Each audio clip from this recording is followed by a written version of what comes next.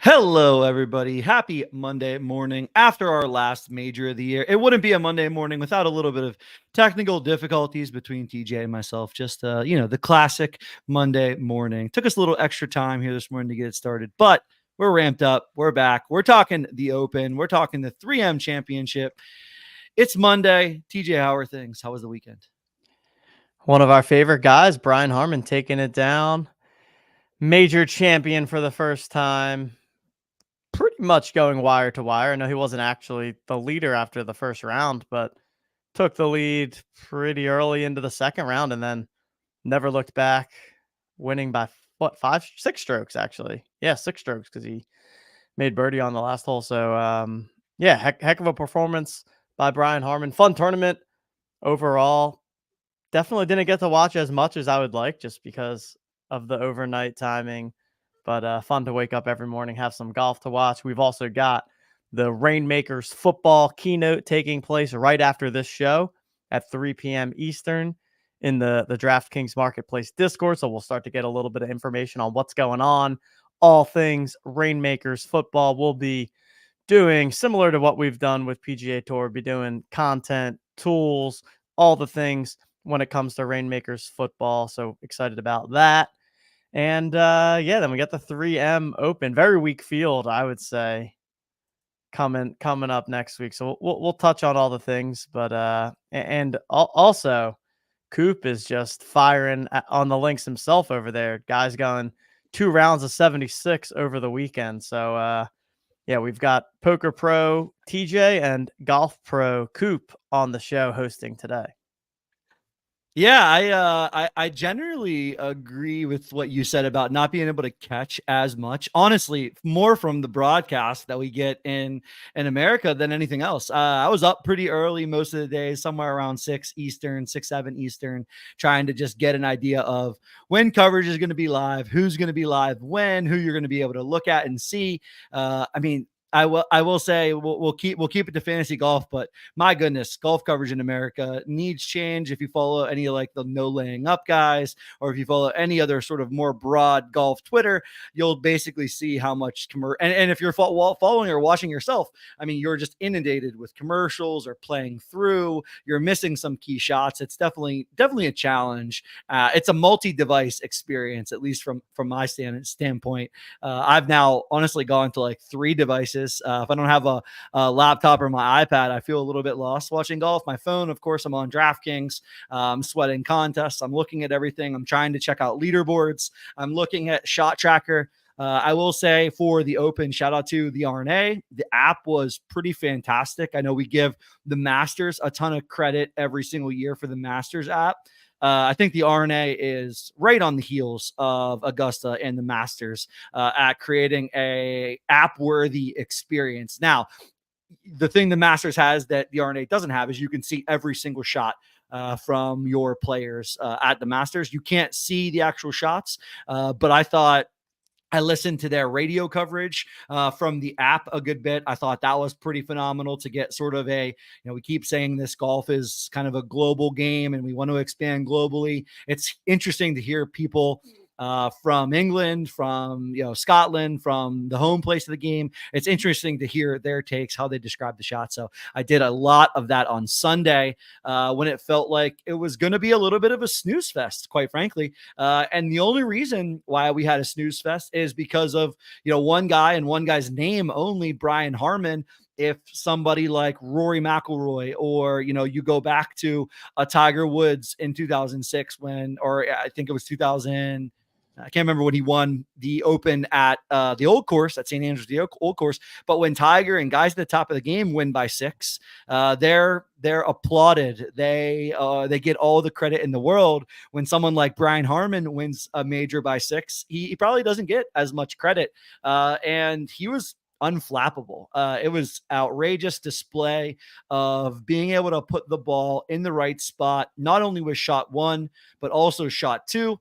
And a display, and if you've played golf at all, a display of a hot putter, unlike most hot putters in the entire world. 58 out of 59 putting from 10 feet and in, an absolute astonishing astonishing performance with the flat stick. Also didn't three putt all weekend.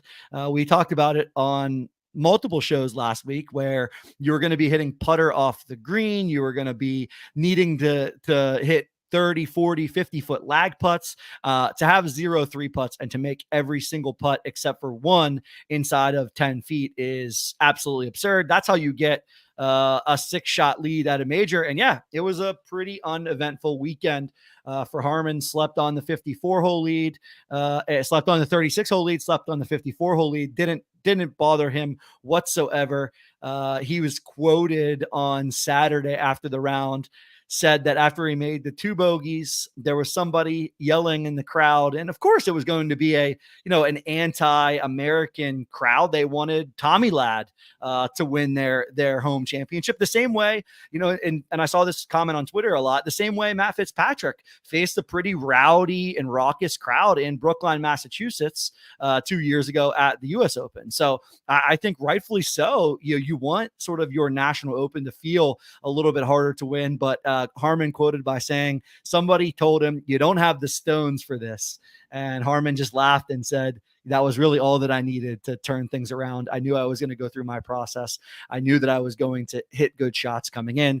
TJ, let's get your take on what is probably the most interesting thing debated on golf Twitter when Harman wins is the waggle.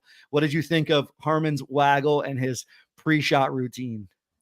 Yeah, lots of waggles. Too many waggles for my liking. I also think though on the coverage, they don't necessarily need to like highlight it and really bring it to the surface. I feel like that makes it a more negative viewing experience. I don't know. I feel like they could find a way to like cut around it or acknowledge it, but not focus on it. But yeah, the waggles obviously became kind of the talk of the town and is definitely a lot. It's kind of surprising that somebody can be that like seemingly uncomfortable over every single shot and go out and lap the field in a major. But yeah, I mean, we see it all the time, right? A lot of these guys just play a little slower. It's Patrick Cantlay-esque in a way. And yeah, I mean, I even saw something like they had like the counter, like counting the number of waggles, which I don't know if that's meant to be like entertaining or funny or what, but I feel like it only kind of threw gasoline onto the fire of this is annoying to watch. But Yeah, yeah, I definitely don't disagree with you there. I also think like it would be sort of impossible to at least not comment on it or at least not highlight it. I think the counter was like where you have to walk this fine line and you're trying to make it as entertaining a fine line as possible. And I think the counter was like the one step a little bit farther over the line. Listen, there's a lot of crazy pre-shot routines in golf. Some are longer, some are shorter, some are more awkward looking. The waggle is pretty standard, pretty common for you see it on a lot of guys. You just don't see 20 shots or 20 waggles per shot. And sometimes that's what Harman does. He waggles his club 10, 15, 20 times before he's really ready at address to fire. I thought that it was I always think in golf, when we in the day and age of golf, like right now with 8K cameras, with ultra high D televisions, it feels like there is like this angle where the broadcast is trying to catch something. We know that golf is a game where you can call penalties on people. Random callers will call in and say there was a penalty and it's been investigated before, and penalties have been assessed before from the broadcast. I felt like on some of the angles when Harman is waggling his wedge behind a ball, like the broadcast is dying for the ball to move in some way or something like that. So I'm glad we didn't get any sort of crazy golf rules that sometimes come into play. And quite frankly, the rightful champion golfer of the year over these 4 days was certainly Brian Harman. 67, 65, 69, 70 final round to win by 6 shots. Like you said, it was a race for second. A lot of the conversations that I was in yesterday were, hey, let's just take, if Brian Harman comes out of this thing, it's a fantastic Open Championship that everyone's raving about and dying to see kind of the final shot. Tom Kim, Sepp Straka, Jason Day, John Rahm, all tied at -7. And then you had Grillo, McIlroy, Cam Young, Homa, Fleetwood, other big names that were sort of, in the mix for that second spot on Sunday. None other than probably the local favorite, obviously, in Tommy Fleetwood, plays a pretty solid round of golf on Sunday. Just couldn't get anything to go in. Had just as many chances as anybody. You can look at the scorecard. He shot a 72 on Sunday, but all of his shots under par came at the 17th. We suspected that the 17th could produce some drama and some challenges. It just didn't play as difficult as they thought it would, but we saw somebody else in the first round. Now that I'm blanking on the name, somebody else in the first round made triple, but Tommy makes triple bogey 6 on a short par 3 17th with 3 treacherous bunkers to take him out of competition, even for second place. But yeah, it was basically a good tournament absent the leader at the top there. Rory, another run, will formally go 10 years without capturing a major. I saw a stat tweeted that if you look at the guys who've played all the majors over the last 8 years and haven't withdrawn or anything like that, if you look at their total score to par, Rory sits above everybody. He's minus 41 in the last 8 years at majors. So he clearly has played really well in majors by most statistical categories, by any sort of analytics. But majors in golf are binary. We judge them in a binary manner. We judge them based on how many you simply win or lose. And that's a really hard thing to judge people by, but I think it's what everyone wants to see Rory do. So another major year without Rory winning one, but with him playing some pretty phenomenal golf in most every major championship outside of Augusta this year. Yeah, it seemed like the second round was really what made the difference for Harman, where he goes out and shoots 65, and the majority of the field is shooting over par. So he, kind of separated himself when conditions were tough on Friday, and then never looked back from there. And like you said, if it weren't for Harman, I mean, you got what, 4 golfers tied at second, couple tied at 6, tied at 8, tied at 10. So, and yeah, you got Rahm right in the mix there, Rory right in the mix, Scotty Scheffler for the first time not finding himself in the top 5. Where did he end up? He was kind of like middle of the pack. Had a great run on Sunday. I believe he shot a minus 467 on Sunday to finish like T30, T23. Yeah. T23, even par total. Yeah, even par total. I think Scotty was another one. Similar to Cam Young, and Cam Young almost went Scotty 2.0 this week between him and Tommy Fleetwood in terms of putting. They just couldn't get anything to fall. So I think Scotty continues to strike it well. Simply just can't get anything to fall putting wise. Actually, I don't know if you have the numbers in front of you. I'm bringing them up, but I don't have the strokes gained numbers in front of me for putting. I didn't see exactly what Scotty did, but it felt like he hit it well enough to play well, just couldn't make putts. Yeah, I actually did not look at the numbers either, but yeah, you mentioned Cam Young. He's our favorite this week coming into the 3M Open. Him and Tony Finau. So anytime you got Cam Young and Tony Finau, who continues to disappoint, missing the cut at the Open. Hopefully, you do not play him in your. Yeah, let's bring it up. I said on the Monday show last week, I forced TJ to make my lineup, and we made the lineup of Hideki Matsuyama captain, Brian Harman my second elite, Adam Scott my third elite, and then Scotty Scheffler, Jon Rahm rounded out the team. Finished 28th in the elite guaranteed contest for a score of 500. Shout out TJ. I certainly would have very, very likely had Tony Finau in that top line. I also the second lineup, I had debated leveraging a Emiliano Grillo, Brian Harman kind of stack, because I like those guys together and they play similar sets of golf. So I had debated bringing some Emiliano in, and then looked at it. It would have been weird, very weird for me to play Emiliano over Adam Scott. I like Adam Scott. All the numbers stood tall for Adam Scott. Emiliano obviously played really well. Finished 6. What did he finish? 6 under, I want to say. Yeah, six under for Grillo tied T6 with McElroy. So that certainly would have helped, but in general would be pretty strange for me to play Grillo over Adam Scott. So very happy with my lineup. I also sat in on Saturday. I opted to play a rare gated team that had Hovland over Scotty. I thought Scotty was just going to be really, really high owned in the gated contests. So he's kind of like a free square. And for me, I was playing up a core, so I wasn't able to play Scotty captain because I played my rare Scotty up in elite, played my core Scotty up in rare. So I ended up opting to play Hovland over Scotty in the rare gated Saturday. I was the bubble boy sitting in 14th. I unfortunately had Cam Young captain, which panned out all the way until Sunday when Cam just couldn't make anything. So didn't cash in that one, but I thought it was a good lesson for when you are playing some of these mega chalk guys up. You got to think about like ceiling and like how duped you would be and stuff like that. So I just decided to play a pretty off the wall lineup: Cam Young, Max Homa, Matt Fitzpatrick, Vic Hovland, and who was my last here?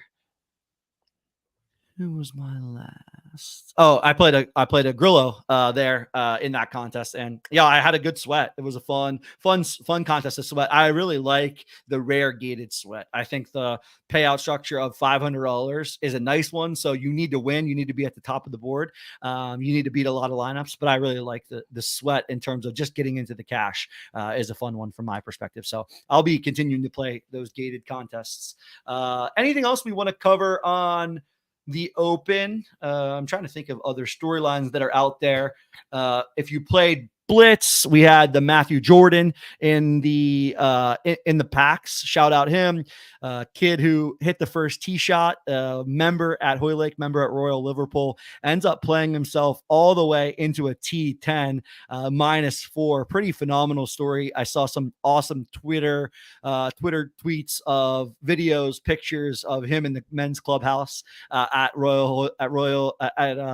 Hoylake afterwards.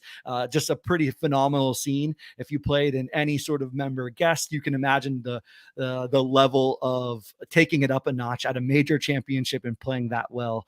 Pretty awesome for somebody who's been a member at that course since he's been 10 years old. So pretty fun to see stuff like that. I can't think of any other major storylines here that we want to hit on. Anything else you had that stood out?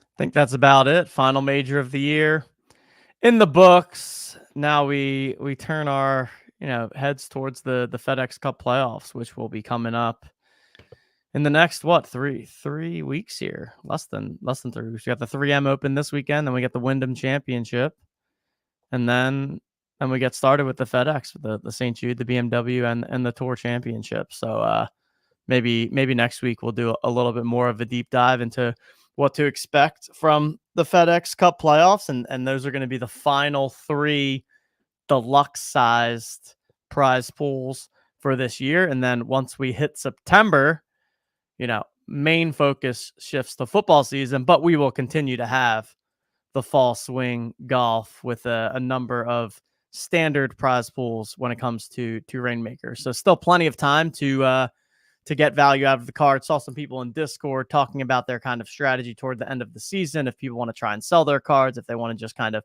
squeeze the last bit of equity out of their cards in the remaining contests. I think it all, kind of comes down to your personal preference and what you're trying to do. And, in general, at this point in the season, the marketplace prices are not going to be as high as they were early on. So you're not going to be able to get as much of a return. I'm personally just going to ride my collection to the end here and ride it through the playoffs. But yeah, crazy kind of how it's almost August, and yeah, golf season with all 4 majors now completed, kind of going to be winding down here. But the beauty of golf is that it's pretty much 12 months a year at this point. There's a bit of a break like around December, January, but for the most part, we get golf every single week of the year. And Reignmakers is going to continue bringing us contests, and we'll continue bringing you the content and the tools to help you perform in those contests and win some DraftKings bucks.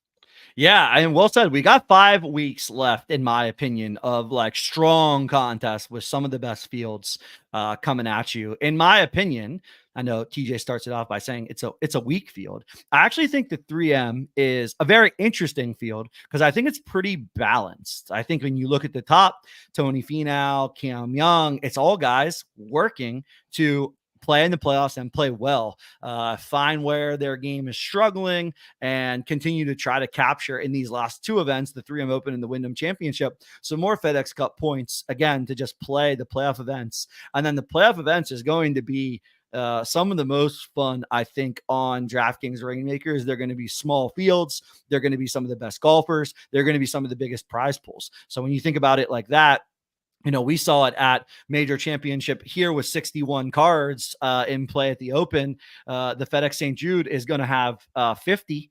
The Wyndham Championship is going to have 30 golfers in the field. So I think it's going to be a really interesting contest over the course of the next 5 weeks. Who's going to play their way in to the playoffs, who's going to sort of bubble on their way out, and then from there, who's going to play great golf for what is 3 straight weeks. The FedEx St. Jude, August 10th, the BMW, August 17th, the Tour Championship, August 24th. The month of August is entirely the playoff events. And then we have in my opinion, one final flagship contest and flagship golf event in 2023. It's the Ryder Cup, end of September, September 29th, Europe versus the USA over on Europe soil in Italy. Should be very interesting to see who makes the USA team and who makes the Europe team. If anyone's been tracking that, certainly the USA has been struggling, whereas they certainly have the better team in terms of, prolific golf profiles. But Team Europe has been playing some fantastic golf over the course of the last month, where the guys in the that are sort of locks on the USA team have certainly not played very good. Top and kind of number one conversation starter around the Ryder Cup these days is Justin Thomas. Is Justin Thomas going to play the Ryder Cup? He's certainly going to have to be one of Captain Zach Johnson's 6 alternate picks. How it works is the top 6 guys in terms of money earned and Ryder Cup points are automatically given a spot. And then the next 6 guys are all coaches' spots. We all know, if you've watched Full Swing, Justin Thomas and Jordan Spieth, just very, very good friends, have played golf since they've been, 6, 7, 8 years old, and they play pretty phenomenal together. They're also some of the biggest names in golf, which makes it pretty hard to not put them on the USA team. You'd be putting somebody like a Tony Finau on or a Keegan Bradley on over somebody like a Justin Thomas, who, if you talk to a casual golf fan, they're going to have no idea, most likely, or maybe they know Keegan Bradley's name from wearing Jordans, but not really watching him play golf, versus Justin Thomas is in the category of, Tiger's camp and a mentee to Tiger and stuff like that. So I think it'll be very interesting. But before we get there, yeah, you said it best. We got 3 great deluxe prize pool events, and the next 2 weeks are premium prize pool events. I like the premium prize pool events because DraftKings, what they've done is, at least in the past, they've held that top prize constant of 10K at elite, 5K at rare, and they've skinnied the prize pools in terms of like payout structure, how far it goes down. But we're still chasing a 5K a 5-figure $10,000 prize pool in that elite gated contest, which is pretty fun. All right, I think that'll do it for all of the stuff I had around the Open, around the golf schedule. Let's get into the 3M, and I think we can break this one down pretty quickly, Tej, but I am interested in your thoughts. I think this kind of contest, and I've said it before, I'll say it again, this kind of contest is like a DFS golfer's paradise, I'll say. If you play fantasy golf and you play fantasy golf regularly, I just have this sneaky suspicion, and I've seen it confirmed via several guys on Twitter, where it's a kind of field that it just makes sense and you can make the right decisions, and you like the way things are looking at the top of the board, but also in this mid-range all the way down to like plus 7,000. If you're looking on our site, otmnft.com, on the players view, I mean, the top 30, I think you could probably make a really good case for a lot of these guys to win. When you got guys like Finau, Cam Young, Justin Thomas, Sungjae Im at the top of the board, we know those guys are struggling. We've said they've been struggling for weeks now. Hell, I mean, Sungjae Im finally plays decent at the Open. I can't remember where'd Sanjay finish here. I actually want to see that. Played pretty well. I want to say he finished like 1 under. Yeah, 1 under T20. Probably his first time playing well in 3-4 weeks. Now he shows up where, you know, the only guys above him on the odds board are Cameron Young and Tony Finau. Two guys where if you're Sungjae Im, you think you can beat those guys pretty regularly. You're not scared of Tony like you are potentially, or like you don't want to face a John Rahm or a Scotty Scheffler coming down the stretch on Sunday. But I think this is the kind of field that Emiliano Grillo feels really comfortable in. Gary Woodland feels really comfortable in. Patrick Rogers feels perfectly fine in. Patrick Rogers loses in a playoff to Akshay Bhatia in the alternate event, the Barracuda. So he's playing pretty well. You also get a guy like Keith Mitchell, who, if you heard anything about the Open Championship, was pretty pissed off that he didn't make the cut for the Open Championship. Winner on tour. I think he was top 50 or something like that in the world. And he was completely shocked that his name was an alternate in the open field event. I think he was like the 4th or the 5th alternate. He was overseas and to play the Scottish. He planned to be there for 2 weeks. He was forced to leave because he didn't get into the event, came back, played the Barracuda, didn't play well, but I can tell you he's probably pretty irked about not being able to play that major and probably wanting to put up a good event here pretty soon. So I think, you know, my take is a lot of these guys are live with a ton of win equity. Interested in how you see the board, TJ, and if anything, honestly, anything in particular stands out because of how weak we would call the top of the board and how weak the top of the board has been from a recent performance standpoint. Yeah, I think it sets up nicely, especially for Reignmakers and even for DFS as well, just because so many different things can happen. There's really not a single golfer on the board that I think has a super high floor for this week. It seems like it's anyone's ball game. And, you know, looking at the top 30, 50 golfers, I think any of them can go out and get the win this weekend. Definitely a good week to be looking at some of the longer shot golfers for anyone that's out there betting outrights. Yeah, 3M Opens are always kind of a fun tournament, honestly. I remember just playing it in DFS for years and something about it. There's always some unique things, but yeah, you got guys like Grillo, who you mentioned, and Sepp Straka, who are coming off not just great performances last week specifically, but also have been playing well in general the past couple of weeks and months.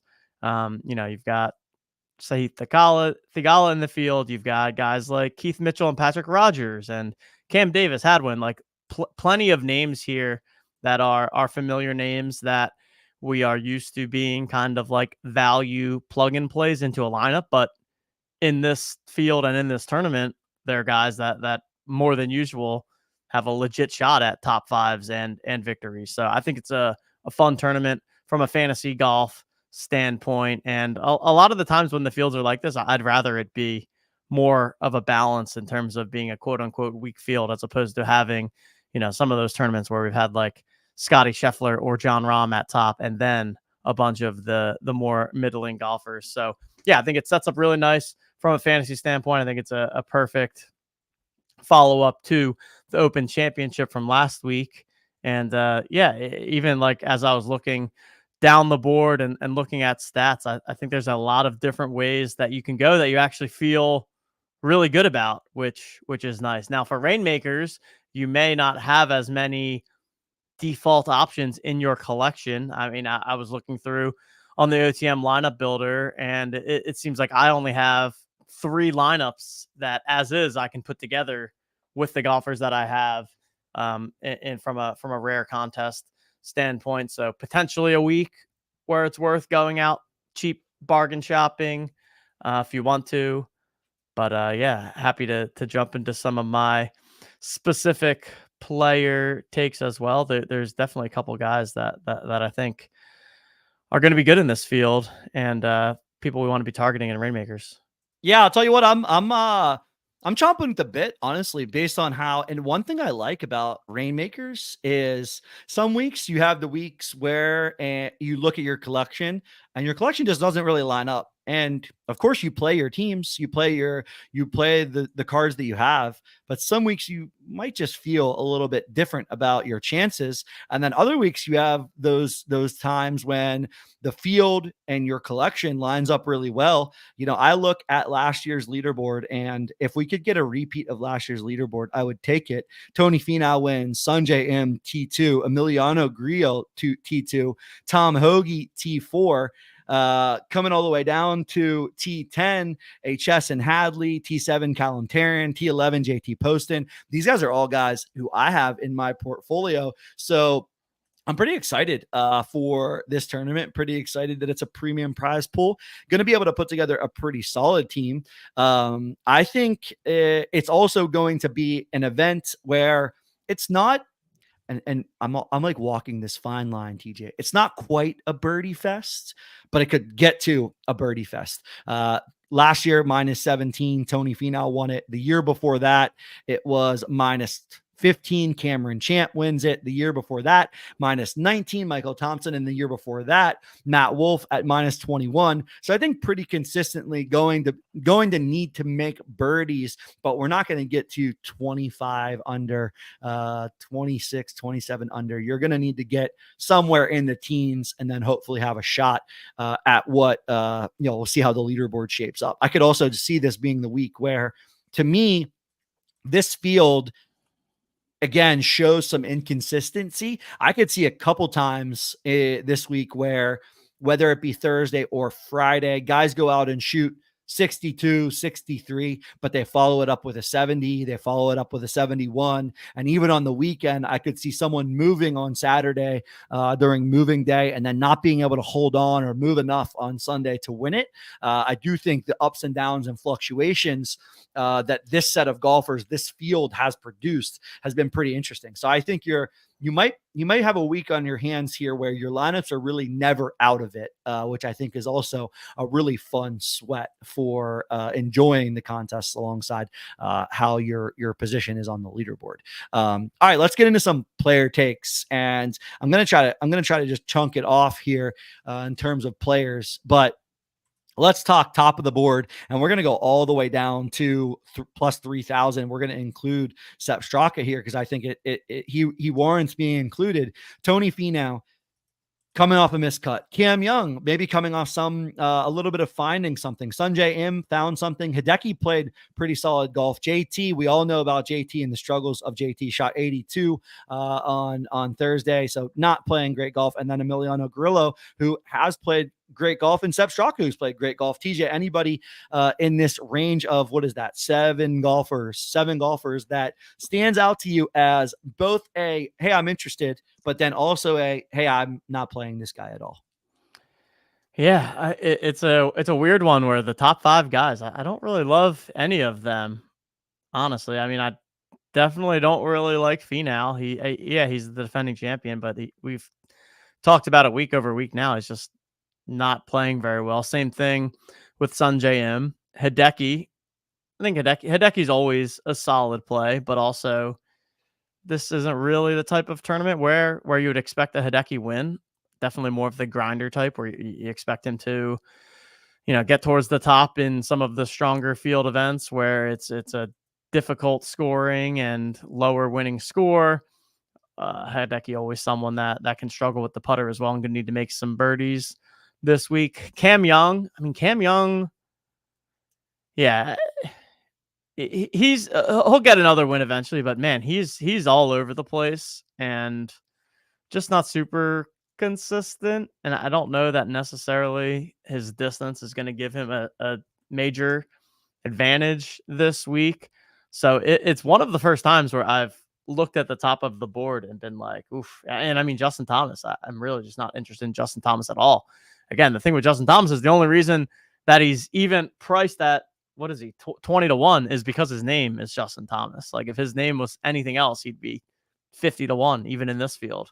So the two guys that actually interest me the most are the final two in Grillo and Straka. I think they're two of my favorite plays this week. And, I haven't done too much DFS research, but I imagine in DFS, they're the 5th and 6th priced golfers And I have to imagine they're going to be super chalky when it comes to DFS. I mean, they're popping in just about every stat category. Grillo is essentially top 10 in everything except for around the green. He's even over the last 24 rounds, 9th in the field in putting, which is like unheard of when it comes to Grillo Grillo. finished second in 2022 and third in 2020. So I think he's a big course history guy. Grillo just really is checking almost every box. I would be shocked if he's not one of the top guys coming out of all of the optimizers or models. So if and when you're listening to the content this week, Grillo is going to be talked about. I think the guy's playing really good golf. I think, as always, it's an interesting one. I'll be playing Grillo this week. If he bites me, he bites me. But I will be playing my guy Emiliano Grillo this week. Actually debating captaining Grillo over Matsuyama is my big decision this week, whether we go Grillo or whether we stick with Hideki. I love Hideki. I love how consistent he is. I just don't think Hideki's built to win a championship when it's right now where he's at, when it's 17, 18, 19 under par. I think it's much better when you're grinding out the pars, when you need to hit a tough shot after a bad shot. That's when Hideki plays really well. But man, it was fun this weekend when Hideki had multiple front nine bogey free front nines. You're on the back nine and you're watching every hole, just like, don't make a bogey, especially in the captain spot. That 7.5 points is huge.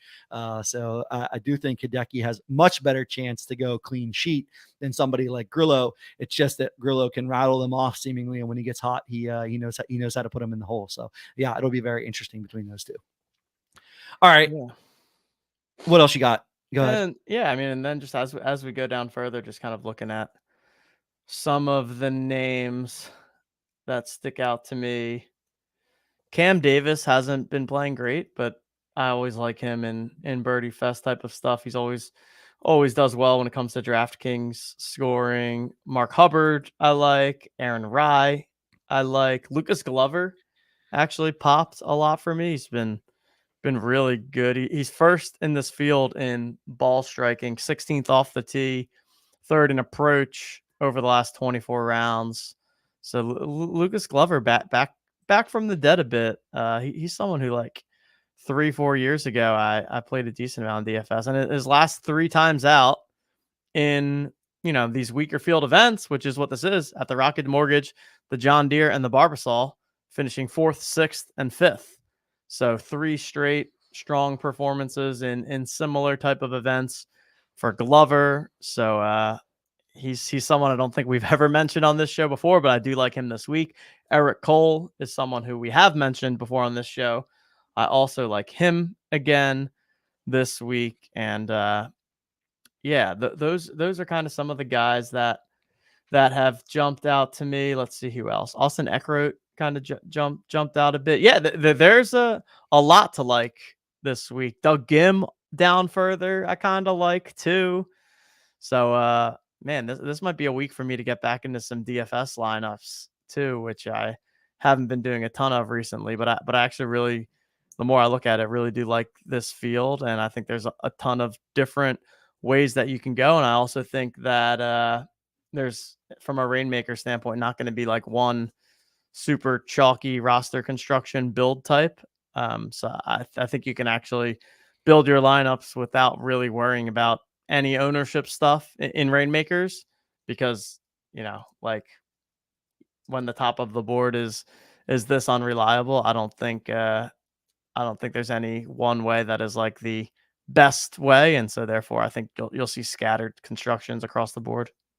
All right, let me summarize. I got 3 things I want to bring up. Number 1, we are going to remember, and the people are going to remember, the first time we brought up Lucas Glover on this show, because I think Lucas Glover, keep me honest here, I did a little Googling, but a couple of years ago, Lucas Glover, we all know Patrick Reed. We all know, like, Patrick Reed's scenario, whether it's like he's cheated on the golf course, his off-course situation is crazy. He's got one of the more crazy golf wives. But I believe, keep me honest if you remember this story, TJ, I believe Lucas Glover has like one of these crazy golf wives where he was in the news in some tournament because he finished like third, like or beats fourth, him or something. but it came out that, it came out that, like, third or fourth for his wife, and he got like ripped a new one because she said he could have easily got first. And yes, it was like he was in this abusive relationship where if he misses the cut, he has to like listen, like almost like if you if you played sports as a kid,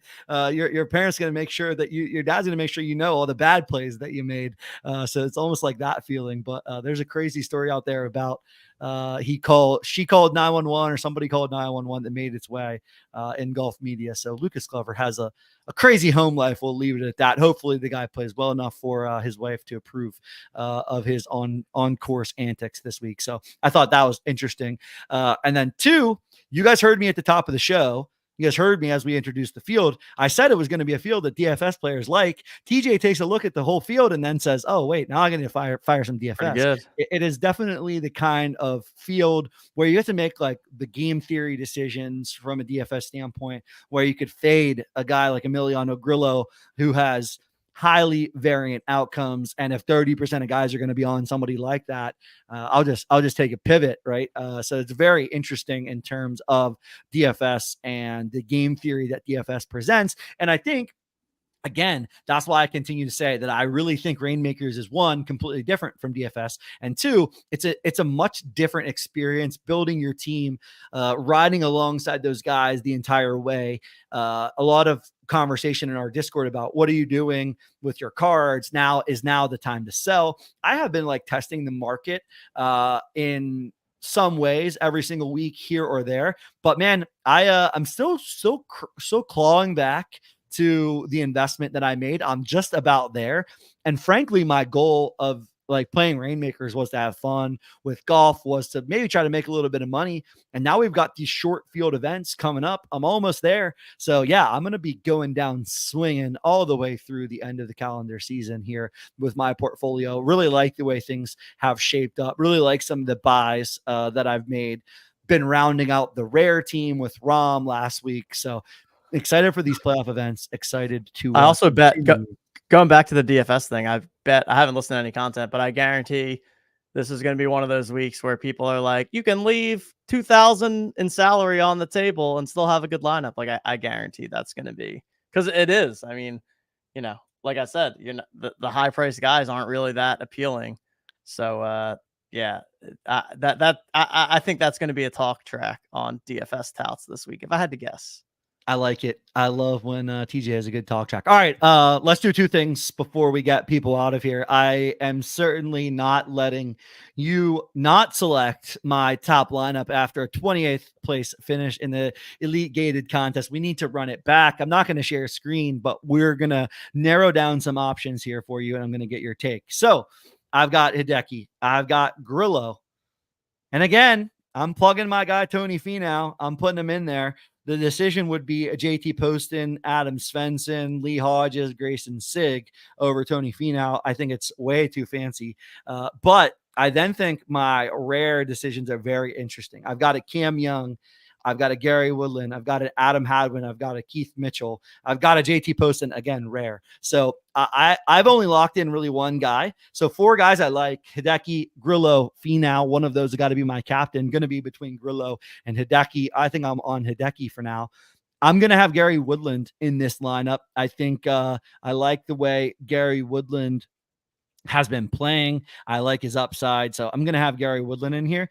And then I think I'm going to do it. I'm just letting the odds dictate here. No fancy plays at all. Cam Young, maybe find something a little bit. Would love if his putting stroke was a little more smooth, because you're going to need to make birdies, but maybe he's going to be Scotty, going to just hit it so well that he has a couple of tap-in birdies here in the first couple of days and then maybe find something. So those are the five guys I would have. Would be interested to hear what you think about those five guys, what captain I should go with. And then if you like a guy like Keith Mitchell, JT Poston, any of that over like, Cam Young or Tony Finau.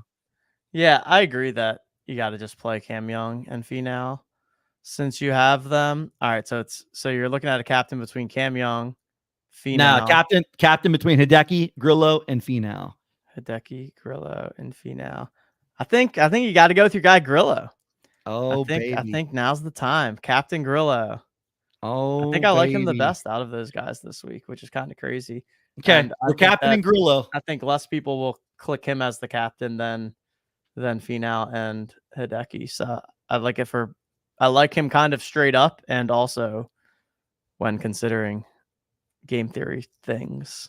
All right, I love it. We're captaining Grillo. We've got Hideki in the lineup. I will say, last week, TJ said we're playing Brian Harman over Tony Finau. Not only did Brian Harman get into that lineup, I also sprinkled a little on the Brian Harman plus 10,000 win Baby. odds. Had a couple of bucks on that. Nothing massive, but had a couple of bucks there. Like to back up some of my thoughts for $5 to $10 when you can on outright. So had a couple of bucks on the Harman outright as well. So get your Hideki and your Grillo outrights. Sprinkle a few dollars on them. Certainly not paying anywhere near what the Brian Harman was paying last week, but it was a fun sweat. All right.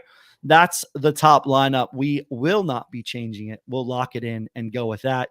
As always, TJ, we need to send out the people your winner pick of the week. Who takes home the 3M championship headed into the playoffs? And quite frankly, in this field, they probably move depending on where they started, unless we get some crazy, someone deep in the odds board winning this thing. You're going to probably ship a playoff spot into the top 70 with a win this week is my guess, based on the number of FedEx points that are out there. So would love to know who you think takes it home and probably secures themselves a spot at least into the first playoff event. I'm going to go with a guy this week who's on a bit of a heater here, coming off of a second place T2 last week at the Open, and also winning the John Deere Classic just a few short weeks ago. Sepp Straka gets his second win in 3 outings. I think he's been super solid. First off, I've always liked Sepp Straka. Just like he's been like a value type guy that I've gone to a lot in recent years, and it seems like this season he's really stepped it up a notch into kind of I'd say putting himself into another tier in terms of where he's ranked, and the results are showing that. Has multiple top 5, top 10 finishes, and I think golf's a streaky game, so I'm going with Sepp Straka as my winner pick for this week, 30 to 1. I absolutely love the pick in Sepp Straka. Here's what I will say about Sepp Straka, because I actually have something to say other than just sending you guys on your way about your day. Sepp Straka last year, I'm trying to pull it up. TJ might remember, so I'm just going to fire it out there.